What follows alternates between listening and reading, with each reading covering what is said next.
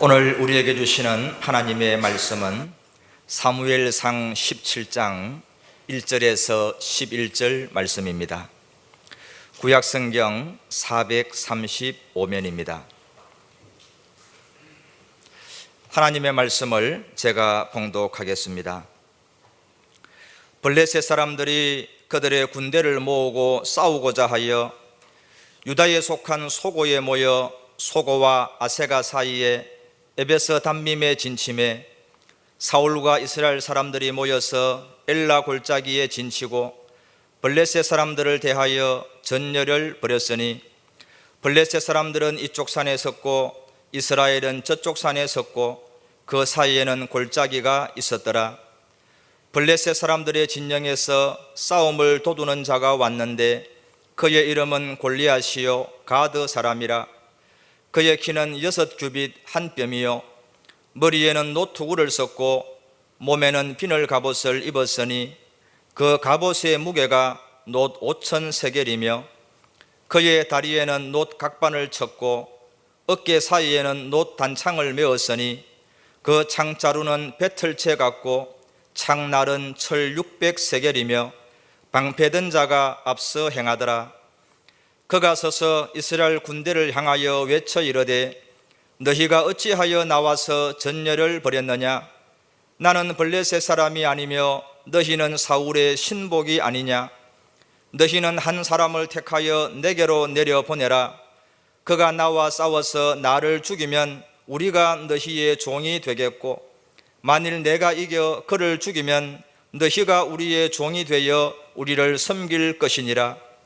그 블레셋 사람이 또 이르되 내가 오늘 이스라엘의 군대를 모욕하였으니 사람을 보내어 나와 더불어 싸우게 하라 한지라. 사울과 온 이스라엘이 블레셋 사람의 이 말을 듣고 놀라 크게 두려워하니라. 아멘.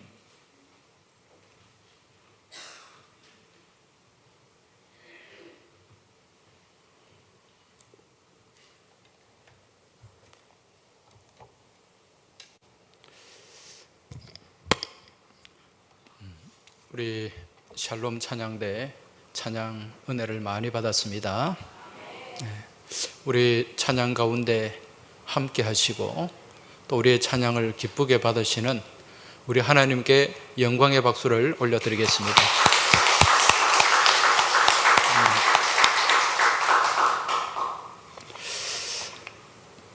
여러분, 우리나라 5,000년 역사 가운데 우리나라를 가장 많이 침공했던 나라, 그 민족이 어디일까요?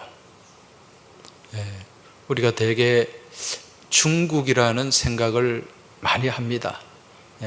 그런데 실제로 우리를 가장 많이 침공하고 괴롭혔던 나라, 민족은 일본입니다. 고려시대, 신라시대 때부터 계속 침공을 했는데 고려시대, 조선시대에 굉장히 많이 침공을 했어요. 우리는 이 일본에서 침공한 이 일본 군사들을 뭐라고 얘기했습니까? 왜구다, 왜적이다, 그렇게 얘기를 했습니다. 역사를 보니까 이 고려말에 무신 정권이 있고 그리고 굉장히 나라가 혼란스러웠을 때 그때 이 왜구들이 한 506회, 한 40년 동안 1350년에서 1391년 한 50년 동안 506회나 침공을 했어요. 주로 어디를 침공했습니까? 우리가 있는 이곳 경상도 또 전라도 해안 이곳을 침공을 했습니다. 조선 초에도 마찬가지입니다. 조선 초에도 312번 정도 왜구들이 침공을 했고 그래서 도저히 참다 못한 세종대왕이 이종무라고 하는 장군을 보내가지고 이 왜구의 근거가 되는 이 대마도를 정벌을 하고 그 이후로는 좀 잠잠해지긴 했습니다만은 여러분 1592년에 임진년이죠. 그때 무슨 일이 있었습니까? 이 왜군들이 20만 대군을 이끌고 우리나라를 침공을 했고 8년 동안 우리나라를 완전히 쑥대밭을 만들고 말았습니다. 성경에도 보면 이러한 외적들과 같이 계속해서 이스라엘을 침공하고 괴롭힌 민족이 있어요. 그 민족이 무슨 민족입니까? 블레셋 민족입니다. 블레셋 족속들이에요. 이 블레셋이라고 하는 나라는 그리 큰 나라가 아닙니다. 이스라엘 지도를 놓고 보면은 이스라엘에서 서쪽으로 가면 지중해가 있잖아요.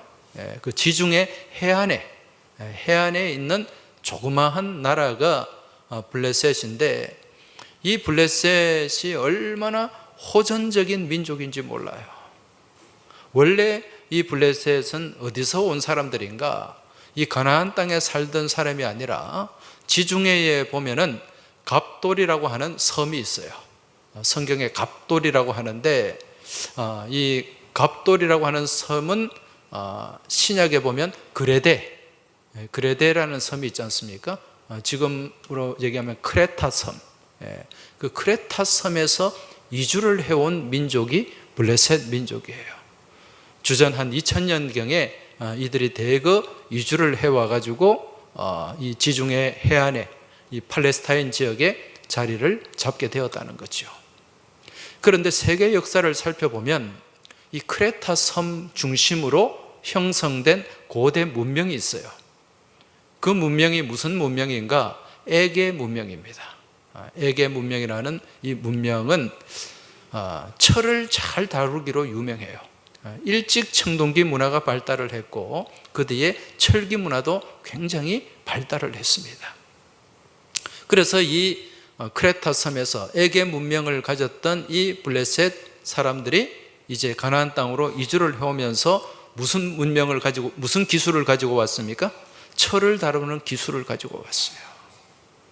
그래서 그 당시에 이 다윗 시대, 사울 시대 이때만 해도 이스라엘은 이 철기를 제대로 다루지를 못했습니다.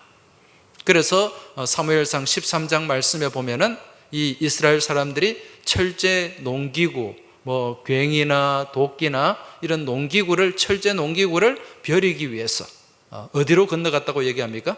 블레셋으로 넘어갔다. 그렇게 성경에도 기록이 되어 있습니다.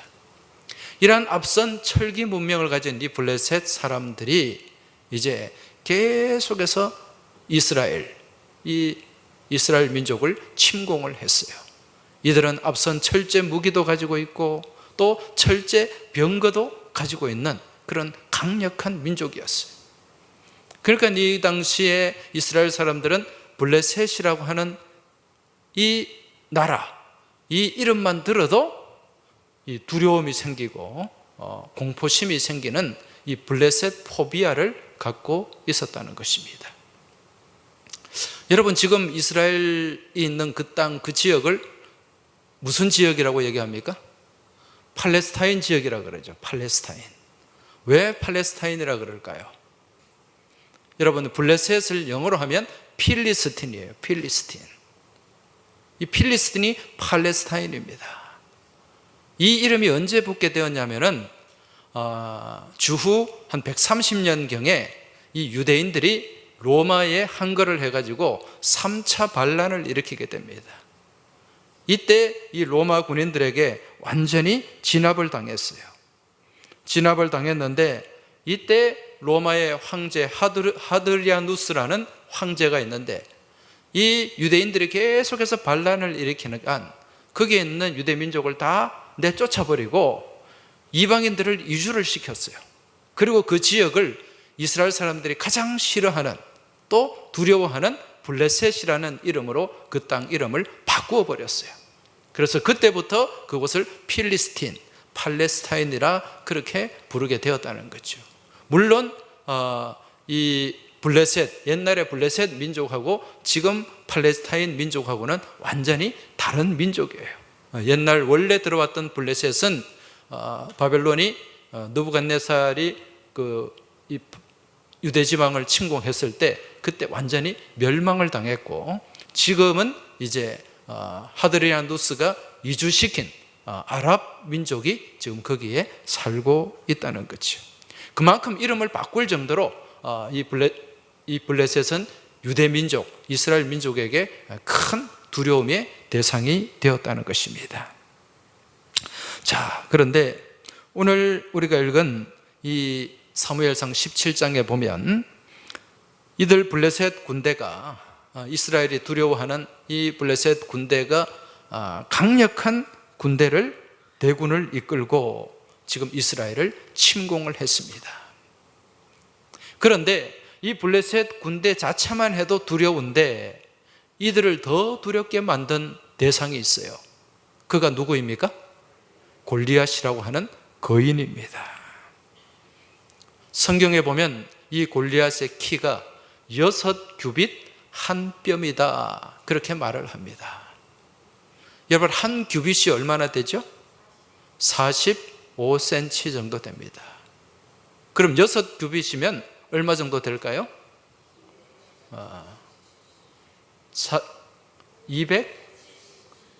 270 정도 되네요. 거기다가 한 뼘은 20cm, 거기 20cm를 더하면은 290cm 정도. 여러분, 이 사람의 키가 290cm 정도 되면 여러분 상상이 갑니까? 190만 해도 키가 큰데 290이 되면은 이게 얼마나 큰 키인지 모릅니다. 여러분, 지금 이런 290이나 되는 이 큰 덩치를 가진 이 거인이 그 갑옷을 입고 또 큰 배틀채와 같은 칼과 창을 들고 방패를 들고 그렇게 서 있다고 한번 생각해 보세요. 보기만 해도 기겁을 할 수밖에 없었을 것입니다.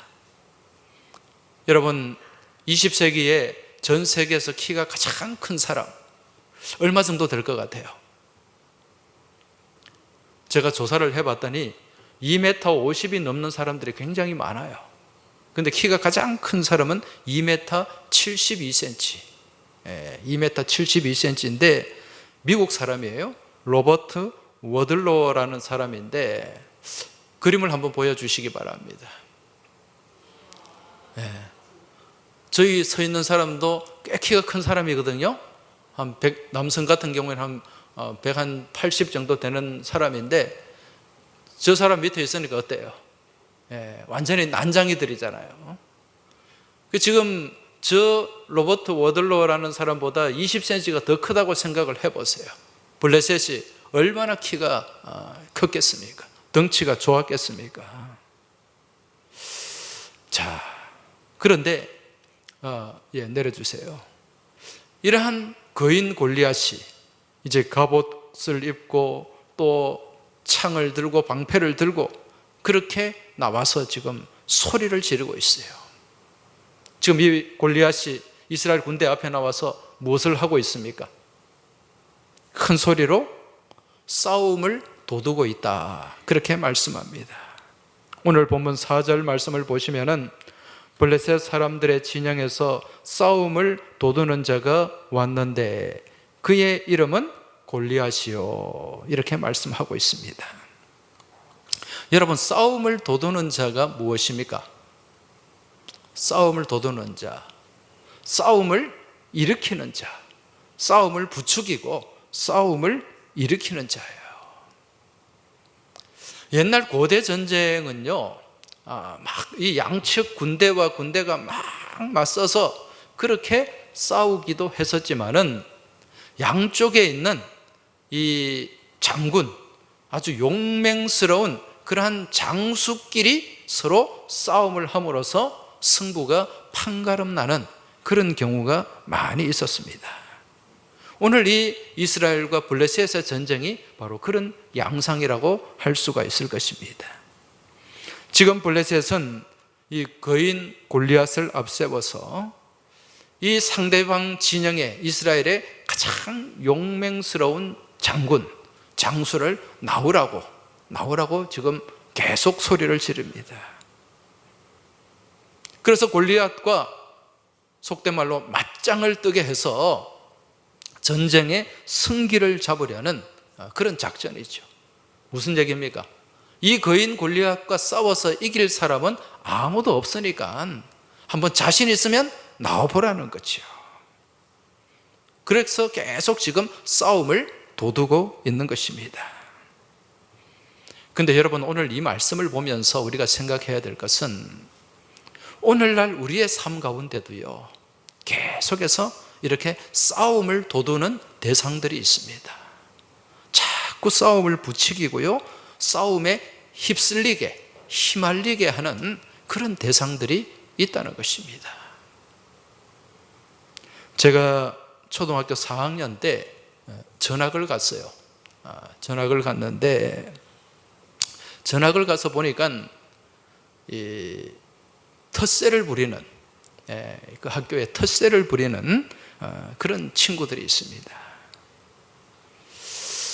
근데 어느 날 전학 가서 얼마 안 됐는데 계속해서 시비를 걸어오는 그런 친구가 하나 있었어요. 처음에는 무시를 했죠. 저는 싸움을 좋아하지 않는 사람입니다.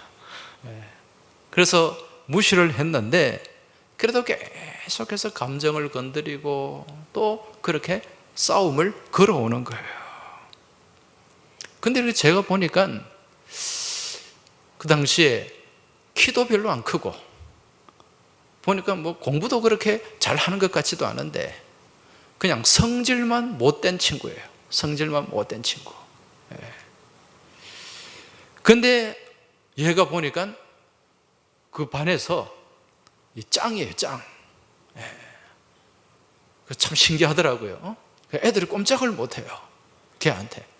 근데 전학을 온 제가 자기의 존재를 몰라주니까 기분이 나쁜 거죠. 말도 잘 듣고 막 그래야 되는데 그렇지 않으니까 기분이 많이 나빴던 것 같아요.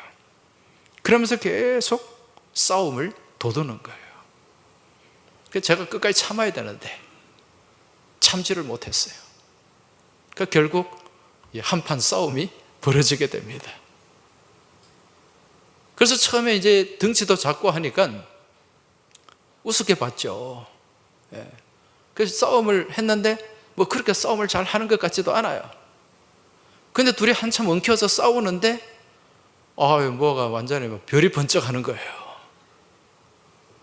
덩치가 더 큰 놈이 하나가 와가지고 막 저를 그냥 때리고 공격을 하는 거예요. 알고 봤더니 이게 쌍둥이에요, 쌍둥이. 그러니까 형은 덩치가 별론데 이란성 쌍둥이인 것 같아요. 얼굴도 비슷하지도 않아요. 저는 그 둘이가 형제인지도 몰랐어요. 근데 이 동생은 덩치도 크고 키도 크더라고요. 그러니까 보니까 무슨 일이 있으면 이 둘이 항상 달려가지고 붙어가지고 그렇게 상대를 제압을 해왔던 것 같더라고요. 여러분, 지난해 그 여자 국가대표 배구 선수 중에 그 쌍둥이가 있잖아요. 이 얘네들이 보니까 학교 다닐 때 이렇게 막 둘이 같이 그러면서 학교 폭력을 했던 것 같아요. 뭐 그런 양상이라고 생각하면 됩니다. 그날 제가 무지 얻어맞았습니다. 그리고 후회를 많이 했어요. 안 싸우는 건데, 참는 건데. 그리고 그 이후로는 그 친구하고 뭐 그렇게 친해질 일도 없고 뭐 그랬는데, 그리고 이제 졸업하고 이제 다 헤어지니까. 근데 재밌는 게요, 금년이에요. 금년 여름에 여름 되기 전이죠. 한 3, 4개월 전에 이 쌍둥이 동생이 우리 교회를 찾아왔어요. 딸도 데리고 부인도 데리고. 그래서 제 사무실에서 차도 대접하고, 그리고 또 기념품도 하나 주고, 그렇게 갔는데, 제가 그날 물었어요. 근데 내가 전학 왔을 때 같이 싸운 거 기억나나? 그러냐. 전혀 기억이 안 나는데요. 그 제가 그랬죠. 때린 놈은 몰라도 맞은 놈은 안다. 제가 앞서 말씀드린 것처럼 계속해서 이렇게 싸움을 걸어오는 이 쌍둥이 형 같은 존재가 싸움을 돋우는 자입니다. 여러분, 우리가 믿음의 삶을 살아가는 데 있어서 이처럼 자꾸 싸움을 돋우면서 분쟁의 자리로 이끄는 대상이 있습니다. 나는 정말 믿음 안에서 평화롭게 화목하면서 그렇게 좋은 관계로 살고 싶은데 자꾸 사람을 격동시켜요. 분노를 유발시켜요. 그리고 분쟁을 일으키는 대상이 있다는 것입니다. 그러한 대상이 내 집안에 있을 수도 있어요.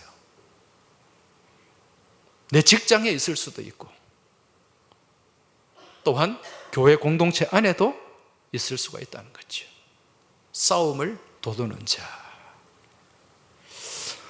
여러분, 이러한 문제를 우리는 좀 영적인 안목을 가지고 바라볼 필요가 있습니다. 여러분, 이처럼 싸움을 일으키는 것, 이 싸움의 근원은 어디에 있습니까? 누구한테 있어요? 하나님한테 있어요? 마귀한테 있어요? 마귀에게 있어요. 여러분, 이 마귀가 디아볼로스잖아요. 분쟁을 일으키는 자, 분열을 일으키는 자. 자, 그럼 내 삶 가운데서 자꾸 싸움을 부추기고 싸움을 돋우는 그 대상이 마귀일까요? 여러분, 내 가족이 마귀입니까? 내 교우가 마귀예요? 그건 아니에요. 그런데 마귀는 아닌데 이 마귀의 앞잡이는 될 수 있어요, 없어요? 될 수 있어요. 마귀의 종로로 탈 수는 있어요, 없어요? 있다는 얘기입니다. 근데 이처럼 마귀의 앞잡이가 되고 마귀의 종로로 타는 사람은 절대로 자기가 그렇게 한다는 사실을 깨닫지를 못해요. 왜? 오히려 내 안에 무엇이 있기 때문에? 굉장한 정의감이 있기 때문에. 내가 옳다는 생각이에요.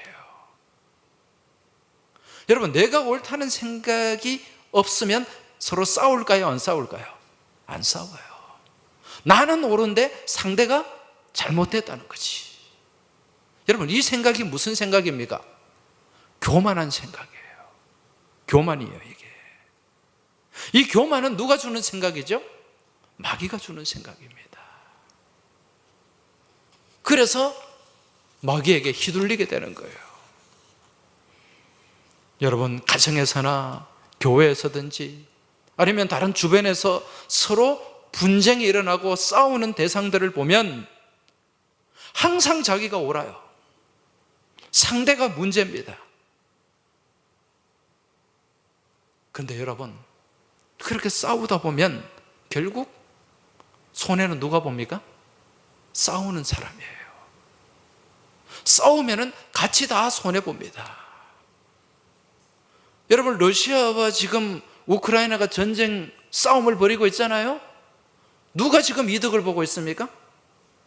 다 손해를 보고 있어요. 다 엄청나게 지금 많은 사람들이 죽어가고 건물이 파괴되고 지금 푸틴도 위기에 놓여져 있잖아요.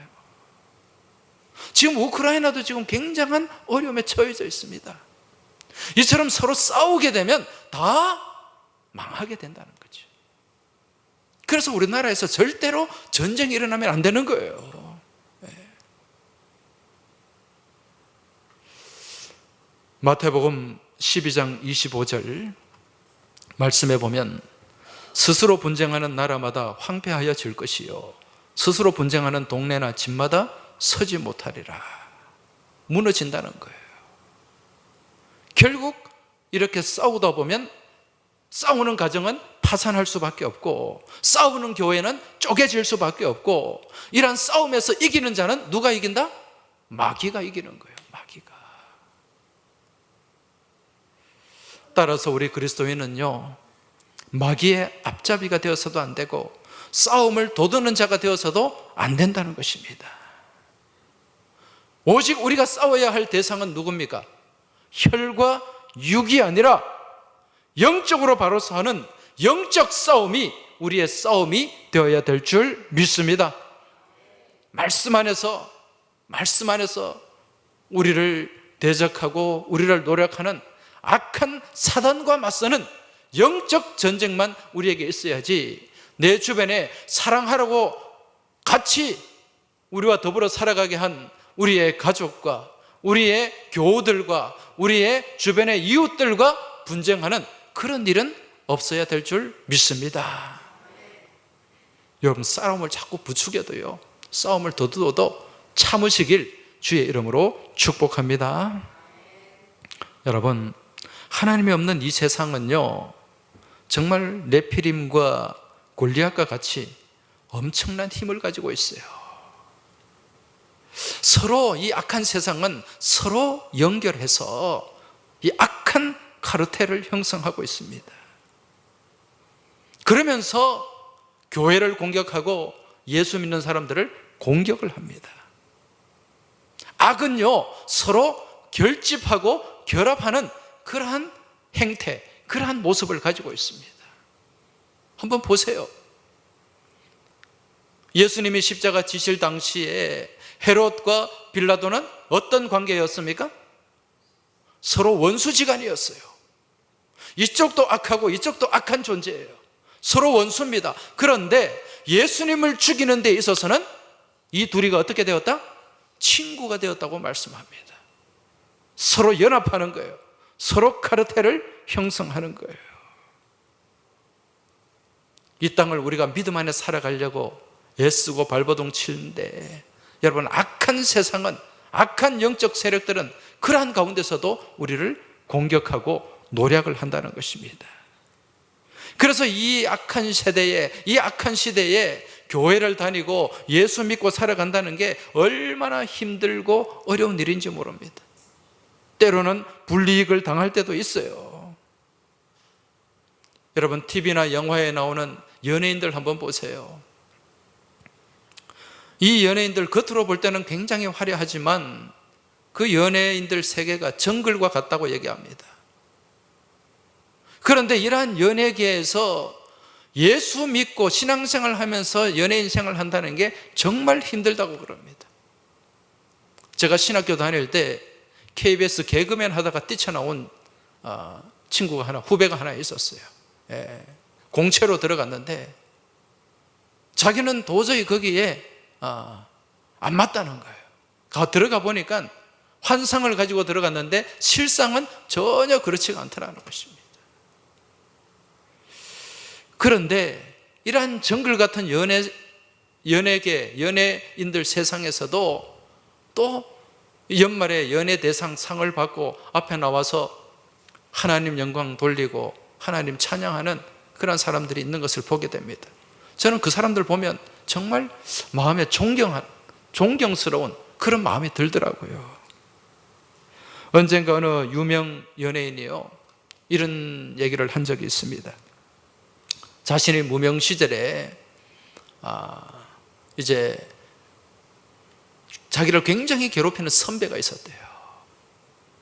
왜 그런가 봤더니 자기가 이 신실한 이 크리스찬인데 이런 모임 자리나 어떤 자리에서 술도 안 마시고 술자리도 잘 참석을 안 하니까 미운 털이 박힌 겁니다. 그래서 노골적으로 괴롭히더래요. 노골적으로 죽고 싶을 정도로. 그리고 방송에 나와서도 아예 막 그냥 노골적으로 무례하게 그 디스한다 그러잖아요. 그렇게 사람을 무안을 줘버리고 그런 일이 빈번했답니다. 그래서 그 선배 앞에만 서면 자기는 뭔가 이 골리앗 앞에 서는 그런 느낌이 들고 두려운 마음이 들었대요. 그러면서 그냥 이판사판으로 한번 해버릴까, 아니면 죽어버릴까, 뭐 그런 생각까지도 하게 되었는데, 그때마다 자기는 무릎을 꿇었고 하나님의 말씀을 붙잡았다고 합니다. 그리고 그 말씀 붙잡고 힘든 시간을 견뎌내었다는 거죠. 그렇게 참고 인내하며 성실하게 살아가는 그 모습을 이제 선배들이 보게 되고, 특히 크리스찬 선배들이 많은 도움을 베풀어 주었다는 거죠. 그러면서 하루하루 시간이 지나면서 이제 그러한 어려운 문제들이 해결이 되고, 또 어느 정도 자기가 인기가 올라가니까 그러한 관계들이 좀 해소가 되었다는 거죠. 그리고 그렇게 괴롭히던 그 골리앗과 같은 그 선배는 결국 방송에서 퇴출되고 말았다고 합니다. 여러분, 이처럼 오늘 우리 주변에, 우리 직장 가운데, 친구들 가운데, 때로는 교우들 가운데 이처럼 골리앗처럼 엄청나게 큰 덩치로 다가와서 나를 엇박지르고 나를 격동케 하며 나에게 싸움을 돋우는 대상이 있을 수도 있습니다. 그런데 여러분, 이러한 골리앗 앞에서 결코 주눅들지 마시기 바랍니다. 두려워하지 마시기 바랍니다. 여러분, 나와 누가 함께 하십니까? 하나님이 함께 하세요. 다윗을 보세요. 이 골리앗 앞에서 주눅 들었습니까? 주눅 들었다면 이 다윗이 그 앞에 나갈 수가 없었겠죠. 믿음으로 나갔어요. 믿음의 용기를 가지고 나아갔어요. 누가 함께 하시기 때문에? 하나님이 나와 함께 하시기 때문에 그 믿음으로 나아가니까 이길 수가 있었다는 것입니다. 여러분, 오늘 이 믿음이 여러분 가운데 함께 하길 주의 이름으로 축원합니다. 이사야 41장 10절 말씀 한번 같이 읽어보겠습니다. 두려워하지 말라, 내가 너와 함께 함이라. 놀라지 말라, 나는 내 하나님이 됨이라. 내가 너를 굳세게 하리라. 참으로 너를 도와주리라. 참으로 나의 의로운 오른손으로 너를 붙들리라. 할렐루야. 이 말씀 믿으십니까? 그러면 이 말씀 붙잡으시기 바랍니다. 우리가 세상을 살아가면서요, 무엇을 바라보느냐, 이게 굉장히 중요한 문제입니다. 무엇을 바라보느냐에 따라서 삶의 결과가 완전히 달라질 수 있어요. 여러분, 우리가 잘 아는 것처럼 이스라엘 백성들이 가나안 땅을 정탐했을 때 몇 명의 정탐꾼이 들어갔습니까? 12명이 들어갔죠. 근데 그 10명의 정탐꾼은 그곳에 있는 누구를 바라보았습니까? 거인들을 바라보았어요. 거인족, 네피림의 후손들을 바라보았어요. 우리는 그러한 거인족 앞에 서면 우리는 뭐가 같다? 메뚜기와도 같다, 그런 말을 했지 않습니까?